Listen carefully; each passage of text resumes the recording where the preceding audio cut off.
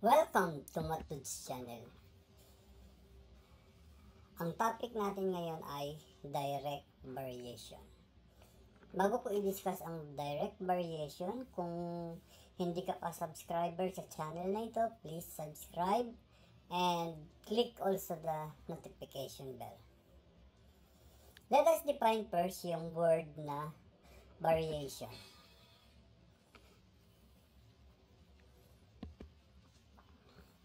A variation is a relationship between two or more variables in such a way that as one quantity increases or decreases, the other quantity also increases or decreases in a definite way.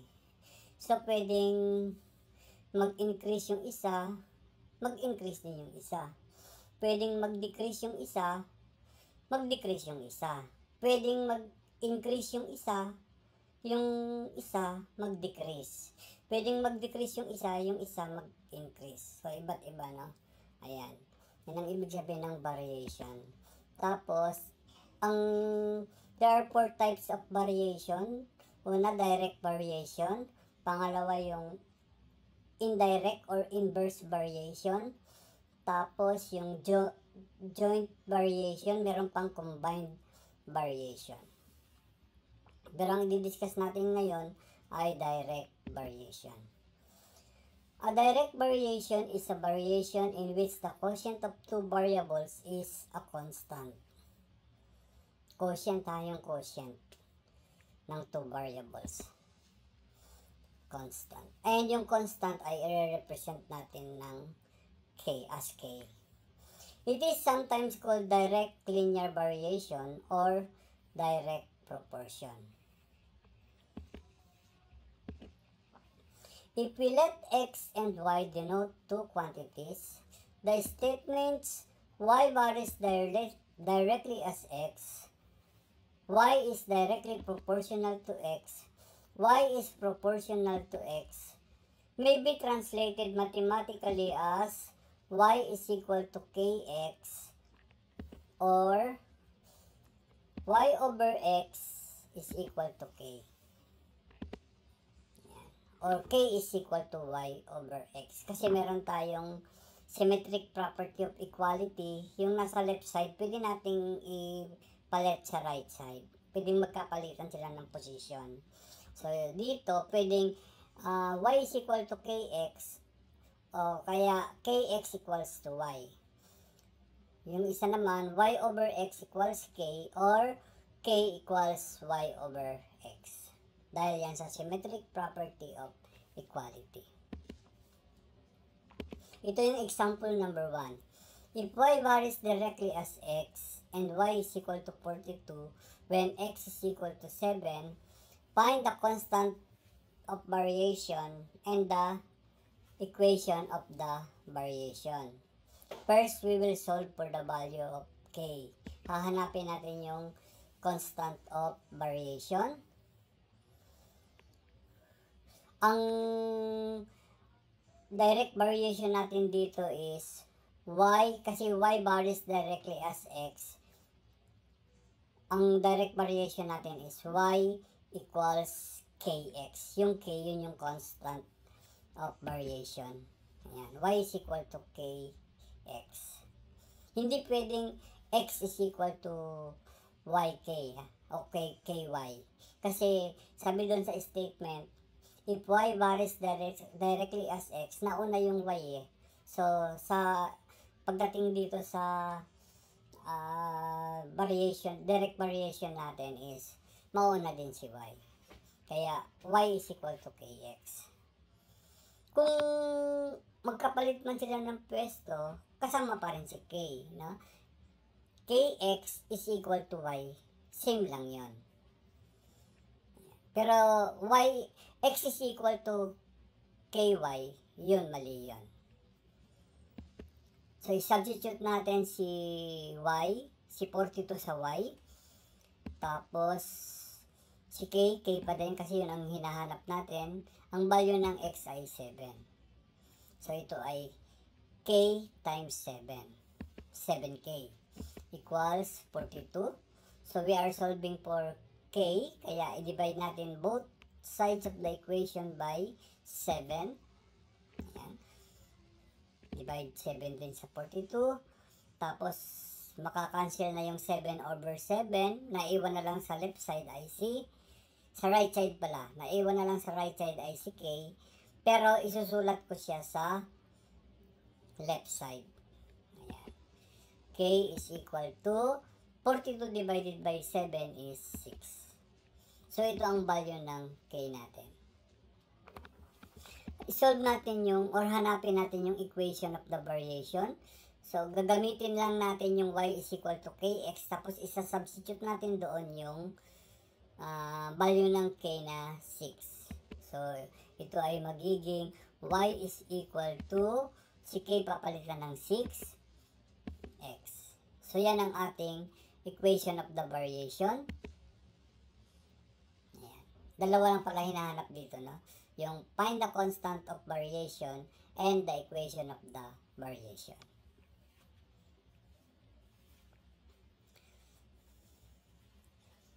Let's go to example number 2.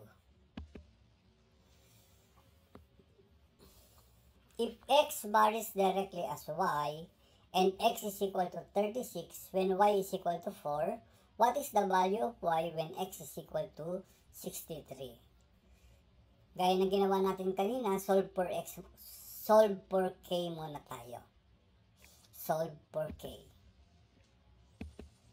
So, ang ating variation ay x is equal to ky. Kasi sa statement natin, nauna si x. X varies directly as y. Kanina nauna si y kasi y varies directly as x. So, ganon. Meron siyang tamang arrangement. X is equal to ky. Tapos, substitute natin si 36 sa x. Kasi yun ang sinabi sa statement na value niya. 36 equals si k pa din. Kasi yun ang isosolve natin. Si y ay 4. O nga pala, ang gagamitin nating x dito, hindi yung 63. Ang gagamitin natin yung 36. Kasi si 36, meron siyang value na, katumbas na value na y. So, yun ang gagamitin natin. X and y. Yung x is equal to 63, mamaya natin gagamitin yan. Hindi dito sa paghanap ng k kasi wala siyang partner eh. Walang y eh. Ayan. So, 4 times, k times 4 is 4k equals 36. I-divide natin both sides ng 4. Applying the division property of equality. So, cancel na si 4 over 4. Si k na lang ang naiwan. This time, sa right side ko siya sinulat. Tapos, 36 divided by 4 is 9. So, yung 9 equals k, pareho lang yan sa k equals 9. Ayan. So, yan yung value ng k. Tapos, solve natin yung equation of the variation. X is equal to ky. Yan yung original na equation natin. I-replace natin si 9 sa k. X is equal to 9y. So, yan ang ating equation of the variation. Since meron na tayong equation of the variation, masosolve na natin yung y. Doon sa what is the value of y when x is equal to 63. Ayan. I-substitute lang natin si x sa 63. Masosolve na natin si y. Ayan. Galing yan doon sa equation of the variation na nakabox. Nireplace lang natin si x ng 63. Tapos, divide both sides of the equation by 9. Ayan, 9. So, cancel si 9 over 9. So, si y na lang ang naiwan sa left side, sa right side. Tapos, 63 divided by 9 is equal to 7. So, ang value ng y is 7. Yan yung tinatanong doon sa what is the value of y when x is equal to 63? So, the value of y is 7 when the value of x is 63. Kasi kung ang value ng x ay 36, ang value ni y ay 4. So, pansinin natin, si unang y, yung given na y is 4, tapos naging 7. So, tumaas, di ba? From 4 to 7, nag-increase. Tapos, yung 36, naging 63, nag-increase din. So, sa direct variation, as one quantity increases, the other quantity also increases. Pero meron tayong alternative solution dito. No? Ayan. Gagamitan natin siya ng proportion. Ayan. Hanapin muna natin yung solve for k. Ayan. Mag-divide lang tayo both sides ng y. So, naiwan sa right side si k equals x over y. So, itong equation na ito ang gagawan natin ng proportion, yung x over y. Ito, x sub 1 over y sub 1 is equal to x sub 2 over y sub 2. Same lang yan kung gagawin nating x sub 1 over x sub 2 equals y sub 1 over y sub 2. Same din yan kung y sub 2 over y sub 1 equals x sub 2 over x sub 1. Marami kasing pwedeng maging combination dito. No? Pag nag-cross multiply tayo. Ayan. So, ang x sub 1 ay yung 36, ang y sub 1 ay 4. Tapos yung 63, yun ang x sub 2. Ngayon, ang missing dito is yung y sub 2. I-substitute natin yung 36 sa x sub 1 over ang y sub 1 ay yung 4 equals yung x sub 2 ay 63 tapos yung y sub 2 yun ang missing. Yung missing dyan ay yung what is the value of y when x is equal to 63. Ayan, y sub 2 ang missing. Tapos, by cross multiplication, 36 times y sub 2, 36 y sub 2. Ito, y sub 2 times 36. Tapos, 4 times 63, or 63 times 4. Kasi multiplication is commutative. 4 times 63. Simplify natin, y sub 2 times 36 is 36 y sub 2. Yung sub 2 na yan, part yan ng name nung variable. Hindi, wala yung value. Pangalan lang siya. So, wala siyang kinalaman dun sa 36. So, y sub 2 times 36 is 36 y sub 2 equals 63 times 4 is 252. Tapos, same process na ng ginagawa natin. Divide both sides of the equation by 36. Ayan. So, cancel na yung 36 over 36. Naiwan na lang sa left side ay so, y sub 2. And i-divide natin sa 252 by 36. 252 divided by 36 is 7. So, same lang sila kanina. Kung saan kayo nadadalian kung yung solution 1 or itong alternative solution.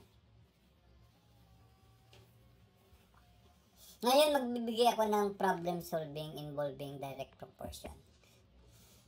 Kasi baka sa written works nyo, merong problem solving. The amount saved varies directly with the number of weeks. If Sir Lud saves 500 pesos in 2 weeks, how much will he have saved after 5 weeks? So, una, hanapin natin or isolve natin si K.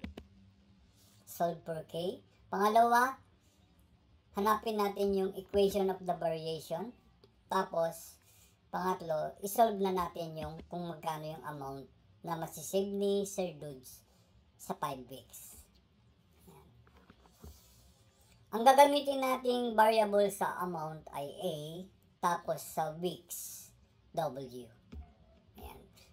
Bahala na kayong mag-assign ng variable kung walang naka-indicate na variable. Katulad dito, wala naman naka-indicate. So, bahala na kayong mag-assign ng variable. So, ang ginamit ko dito na variable sa amount ay A. Ayan. Tapos, yung K, constant yon. Ayan. Tapos, yung number of weeks, W ang ginamit ko na variable. So, A is equal to KW. I-substitute natin si 500 kasi yun ang may partner na 2, no? Na 2 weeks. Partner sila. So, 500 equals K tapos times 2. Wala muna tayong unit. Sa final answer na lang tayo maglagay ng unit para hindi makadagdag nito. Ayan. K times 2 is 2K, diba? So, i-bring down natin si 500. Tapos, i-multiply natin si K times 2. 2K. Ayan. Tapos, kailangan mawala si 2 kasi we are solving for K. Divide both sides of the equation by 2. So, cancel na si 2 over 2. Si K, lilipat ko na lang sa left side. Ayan. Is equal to 500 divided by 2 is 250. So, yan yung value ng K natin. I-substitute natin siya sa A is equal to KW para ma-form natin ang equation of the variation. Kasi yun ang gagamitin natin sa pag-solve ng value ng A. A is equal to, ang K natin ay 250, tapos W. Ayan. Yan yung equation of the variation. Pwede na nating hanapin si A. Yung A ay yung masisave ni Sir Dudes for 5 weeks. Kasi yung 500 sa 2 weeks lang yun eh. So kung 5 weeks, yun ang sinusolve natin. A is equal to 250, ang number of weeks ay 5 times 5. And 250 times 5 is equal to 1,250. So, ang masisave ni Sir Dudes for 5 weeks ay 1,250. Ayan. So, pandagdag ni Sir Dudes yan sa pambili ng iPhone 16 Pro Max. 512 gigabytes. Ayan. So, yan yung problem solving involving the direct variation. Ngayon, yung direct variation, meron siyang subtopic, yung direct power variation. Almost the same lang sila, pero ang difference lang nila is merong exponent, merong power itong direct power variation. A direct power variation is a variation where one quantity y varies directly as the power n of the other quantity x, which can be written as y is equal to kx raised to the n power, or pag nag-divide tayo both sides ng x to the n power, magiging y over x to the n power is equal to k. Tapos, where k is not equal to 0. Ganito yung makikita natin na mga statements sa direct power variation. Una, y varies directly as the square of x. So, pag ganon, square, 2 ang exponent ng x. Ayan. Y varies as the square of x. And third, y is directly proportional to the square of x. So, pag varies lang ang nakasulat, understood yun na direct, no? Direct proportion. Kasi kung inverse, naka-indicate yung inverse sa halimbawa y bar is inversely, naka-indicate talaga yung inverse. Pag walang nakalagay na inverse, direct. Example number 3. If y bar is directly as the square of x and y is equal to 36 when x is equal to 2, what is the constant of variation and the equation of the variation? So, solve natin yung k. Ang direct power variation natin ay si y ang isolated nasa left side, tapos equal to kx squared. And then i-substitute natin si y at saka si x. Ayan. Si k ganun pa din kasi yun ang sinusolve natin eh. Ang x natin ay 2. So, meron siyang exponent na 2. So, magiging 2 squared. Ayan. Simplify natin si 2 squared. 2 squared is 2 times 2, 4. Tapos times k, 4k. Ayan, 4k is equal to 36.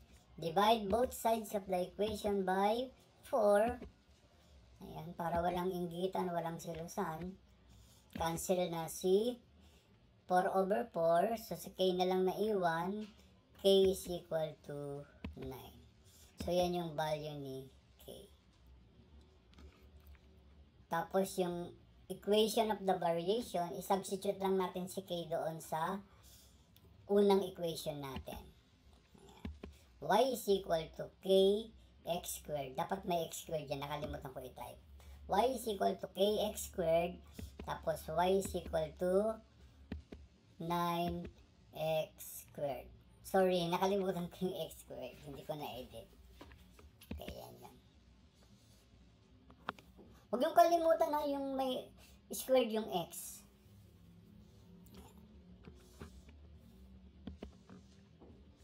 Example number 4. If m is directly proportional to the cube of n so that m is equal to 16 when n is equal to 2, find m when n is equal to 5. Solve for k muna tayo. Yung ating direct power variation ay si m yung nasa left side, tapos k, tapos n cube. Kanina square, so 2 ang exponent. Ngayon, cube, kaya 3. I-substitute natin si 16 sa m. Ayan. Tapos k pa din yan. Sa n, isa-substitute natin si 2. Meron yung exponent yung n na 3, kaya 2 cube. Ayan. Tapos simplify na natin. 2 cube is 2 times 2 times 2, and that is 8. Tapos times k. Ayan. Divide both sides of the equation by 8. Ayan. So, ang k natin, cancel na si 8 over 8. Ang k natin ay 2. So, yan ang ating k. Tapos, solve for the value of m. I think, ayan, solve for the value of m. Gamitin natin yung equation na m is equal to 2n cube. Kasi yung ano natin, yung k natin is 2. No, wala na kasing space, kaya hindi ko na nasulat yung yung equation. So, m is equal to, yung k natin is 2, tapos yung n natin is 5. Yung pangalawang 5 hindi yung unang, hindi, I mean, yung pangalawang n na 5, hindi yung unang n na 2. M is equal to 2 na constant variation tapos times 5 cube. 5 cube is equal to 125, and 125 times 2 is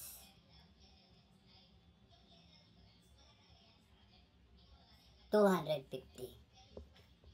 5 cube is 5 times 5 times 5, and it is equal to 125. Then times 2 equals 250. So, bali ang M natin is 250.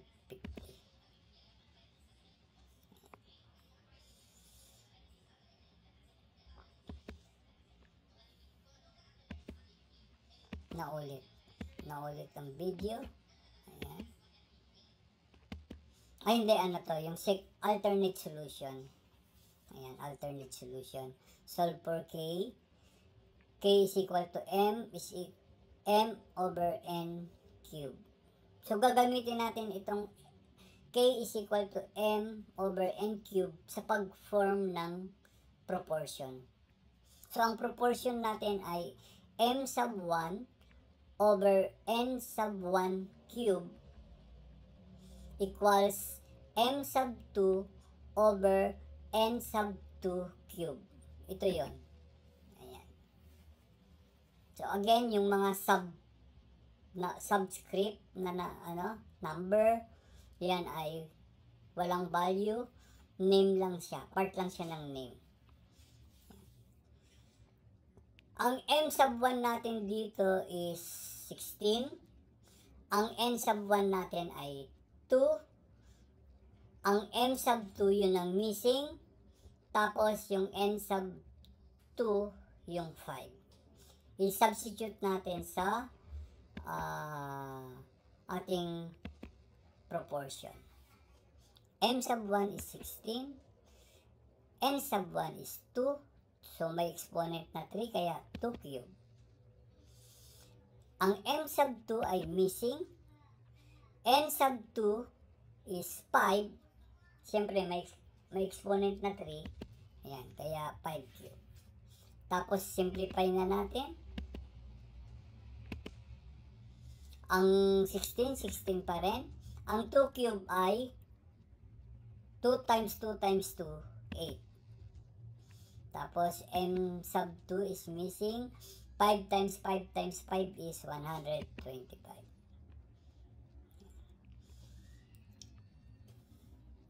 So, mag-cross multiplication tayo. 16 times 125 is 2,000. Tapos, 8 times M sub 2 is 8M sub 2. Yan. Tapos, magdi-divide tayo ng 8 both sides of the equation. Ito yon. Kaya merong over 8 dito sa left side. Sa right side meron ding over 8. Kasi kailangan mawala si 8 sa 8M sub 2.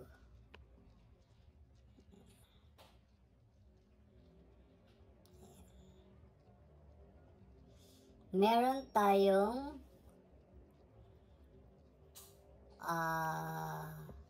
dito kinos multiply natin.